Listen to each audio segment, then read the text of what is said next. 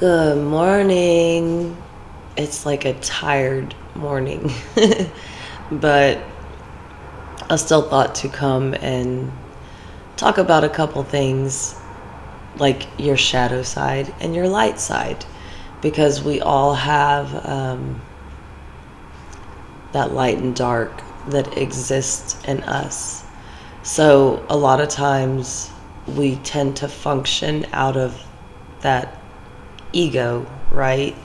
That thing that survives. We talked about that before. So whenever you are dealing with toxic people, they're all functioning out of ego. You know, they've kind of suppressed that genuine, loving, caring side to themselves. And of course, that's because we've all been hurt. And that doesn't excuse excuse me, that doesn't excuse them behaving that way. But a lot of times it's just people on autopilot. You know, they don't know exactly how to interact in a way that allows them to be vulnerable. Because when you're vulnerable, a lot of people think that's weak. You know, my son had even said that my kindness was a weakness, and it made me go, are you serious? No. Being kind, compassionate, loving, caring, that's not a weakness. When you bite your tongue, that takes strength. When you can stand up for yourself in a healthy manner, that takes courage. So it comes down to the fact that a lot of people will look at you and be like, oh, you're not that good. Okay? I didn't claim to be that good, but obviously me being genuine and loving and caring seems to poke at your ego. And a lot of that has to do with the fact that if you can do it, then they can do it. So what does that say? Either you're lazy or you're heartless. So when it comes down to it, those that are not even trying to function out of a more compassionate side, it's easier for them to look at you and just poke at you, to try to get you to explode. Because now they can prove to themselves, see, you're not as good as you think you are.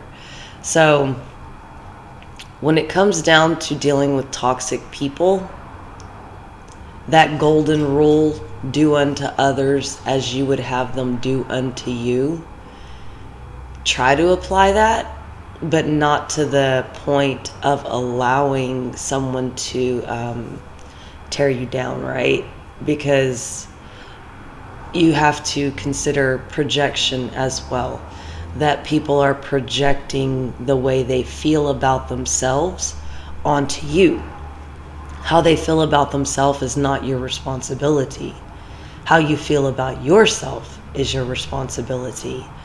And don't allow other people to keep trying to get you to come up out of your character, because it's easy to lose it, right? It's easy to lash out.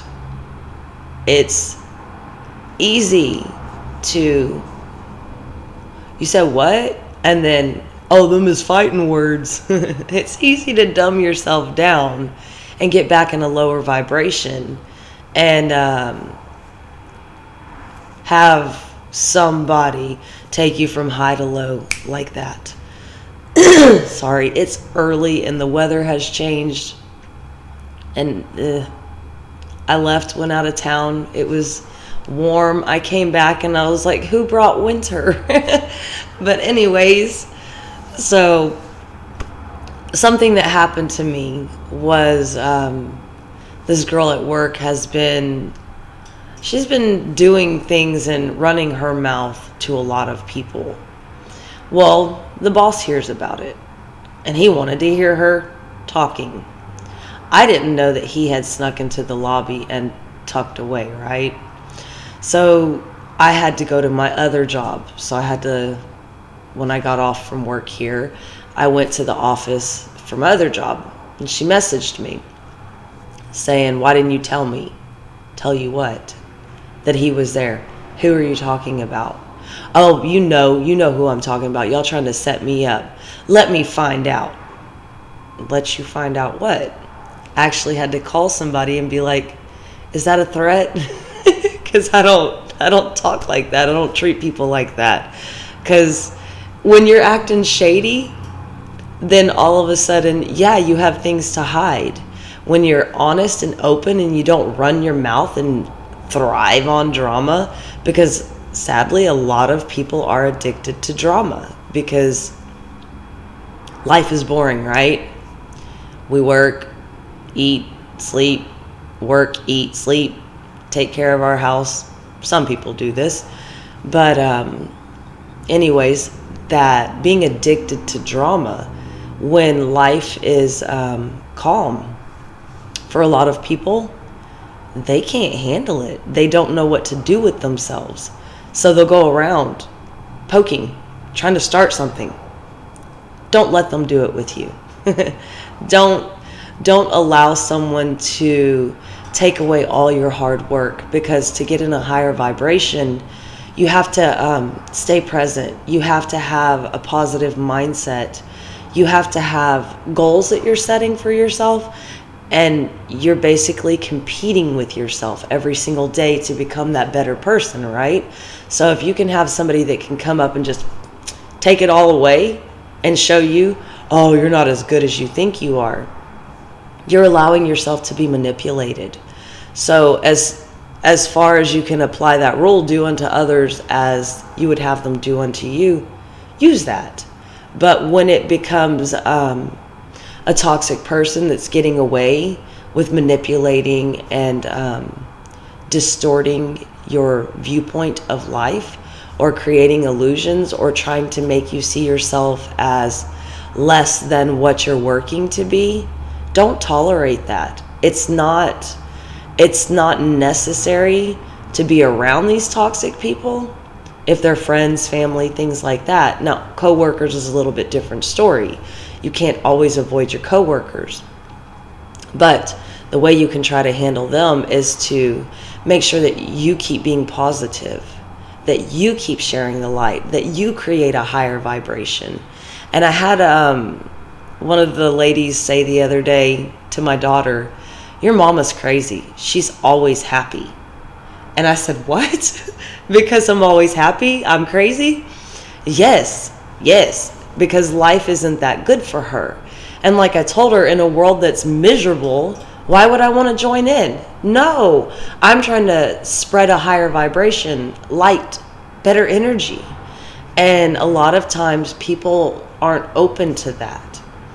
But if you continue to keep showing that it's possible to be happy in a miserable world, you'd be surprised to see how contagious that is. Because our attitudes are, we affect one another. So if somebody's negative and they keep staying negative and you join in with them, all you're doing is bringing yourself down. If they're negative and you come in with positivity, you can actually see that you can help them make it through a hard time, and then you'll see them begin to shine a little bit more. So just remember, rotten fruit spreads the rot a lot easier than trying to take something that is of good nutritional source, something that's whole, let's say, cannot rub off on the rot. You can't make something whole. Now you can take the seed, plant it, and see what grows, but don't stick around something that's rotting, because it will contaminate your spirit. Because a lot of times, as much as we want to believe, oh, I can overcome this, no big deal, whatever, you're going to tear yourself down. And I learned in my marriage that I can't save anyone. I can't change them. And I don't have to tolerate it. And it took me 16 years to realize I don't have to tolerate this. I have to respect myself, love myself, create healthy boundaries that will benefit myself and my household. And I had to step away from that toxic relationship, no matter how much love was in my heart. So understand at some point, it's okay to exit a situation, to re-embrace yourself and allow yourself to build yourself back up, live back in the light. And if you can't find the light, look within yourself. I promise you it's there, because it's hard when the world is full of naysayers, right? People that are like, life's terrible, I'm miserable, join me. Don't do it. Don't do it. Because one thing I remember was my ex was miserable. And I get it. He was a veteran who fought in 2 wars. He saw a side of life that most of us never see. And I'm sure there was a lot of guilt in that situation, which irritated his spirit. And the way that his mind had been trained with the military, it wasn't untrained when he came back. So I always told him, misery loves company, but so does joy. And I refuse to entertain your misery. Please join me in joy. And it was like a battle constantly to try to get somebody who was, how I felt at the time, a shell of a man. And it was very hard, disheartening to see. But one thing I just want all of you to realize is you don't have to be miserable. You don't have to entertain it. And there are 2 sides to every person. So help the world by trying to tap into your lighter side, something that's not so heavy, right? And I'm not even talking about that brightness. I'm talking about those feelings of gloom and doom versus, hey, how are you? Because you see the difference of how you can approach the day. You can roll out of bed and be like, oh no, not again. Or like, all right, we're going to do this. And I know it's hard, believe me. I'm dealing with my daughter being sick right now, working 12-hour shifts, having a long weekend, and people that just don't really want to smile. So keep up this. It will change your day, and it could save somebody's life. I'm hoping that anything I'm bringing to the table is helping to encourage everybody to say, you know what? There is a bright side to life, and I can get on the good foot, and I can live in love and compassion and light, because there's no point in adding to the negativity of the world. We all see it. We all feel it. We live it. Why don't we bring back something that's been dormant for a while and just smile? So peace, love, and light. Enjoy your Tuesday, and just remember, keep up your faith. Things will get better. Life is worth living, and you are very valuable. Talk to you later. Bye.